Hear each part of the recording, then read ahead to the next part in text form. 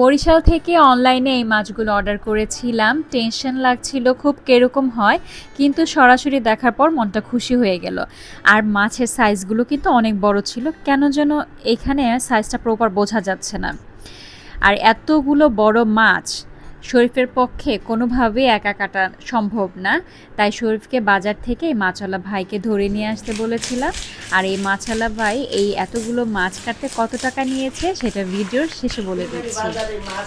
যাই হোক, এই মাছগুলো দেখে যদিও বিকেল হয়ে গেছে, কিন্তু আমার এই তাজা মাছগুলো দেখে কাট করার পরে আমার তাজা তাজা রান্না করে খেতে ইচ্ছে করছিল।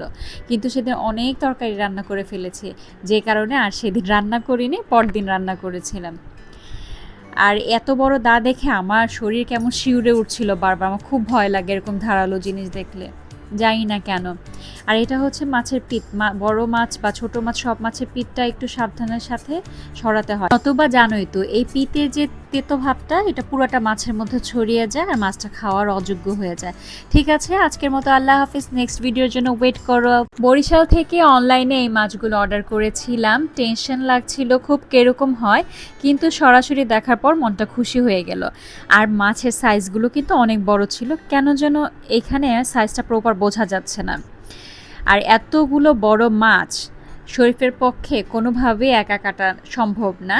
তাই শরীফকে বাজার থেকে এই মাছওয়ালা ভাইকে ধরে নিয়ে আসতে বলেছিলাম। আর এই মাছওয়ালা ভাই এই এতগুলো মাছ কাটতে কত টাকা নিয়েছে সেটা ভিডিওর শেষে বলে দিচ্ছি। যাই হোক, এই মাছগুলো দেখে যদিও বিকেল হয়ে গেছে, কিন্তু আমার এই তাজা মাছগুলো দেখে কাট করার পরে আমার তাজা তাজা রান্না করে খেতে ইচ্ছে করছিল। কিন্তু সেদিন অনেক তরকারি রান্না করে ফেলেছি, যে কারণে আর সেদিন রান্না করিনি, পরদিন রান্না করেছিলাম। আর এত বড় দা দেখে আমার শরীর কেমন শিউরে উঠছিল বারবার। আমার খুব ভয় লাগে এরকম ধারালো জিনিস দেখলে, জানি না কেন। আর এটা হচ্ছে মাছের পিঠ, বড় মাছ বা ছোট মাছ সব মাছের পিঠটা একটু সাবধানের সাথে সরাতে হয়, অথবা জানোই তো এই পিঠের যে তেতো ভাবটা এটা পুরোটা মাছের মধ্যে ছড়িয়ে যায় আর মাছটা খাওয়ার অযোগ্য হয়ে যায়। ঠিক আছে, আজকের মতো আল্লাহ হাফিজ। নেক্সট ভিডিওর জন্য ওয়েট করো। বরিশাল থেকে অনলাইনে এই মাছগুলো অর্ডার করেছিলাম। টেনশন লাগছিল খুব কিরকম হয়, কিন্তু সরাসরি দেখার পর মনটা খুশি হয়ে গেল। আর মাছের সাইজগুলো কিন্তু অনেক বড় ছিল, কেন যেন এখানে সাইজটা প্রপার বোঝা যাচ্ছে না। আর এতগুলো বড় মাছ শরীফের পক্ষে কোনোভাবেই একা কাটা সম্ভব না। তাই শরীফকে বাজার থেকে এই মাছওয়ালা ভাইকে ধরে নিয়ে আসতে বলেছিলাম।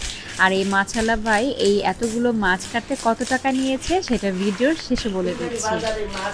যাই হোক, এই মাছগুলো দেখে যদিও বিকেল হয়ে গেছে, কিন্তু আমার এই তাজা মাছগুলো দেখে কাট করার পরে আমার তাজা তাজা রান্না করে খেতে ইচ্ছে করছিল।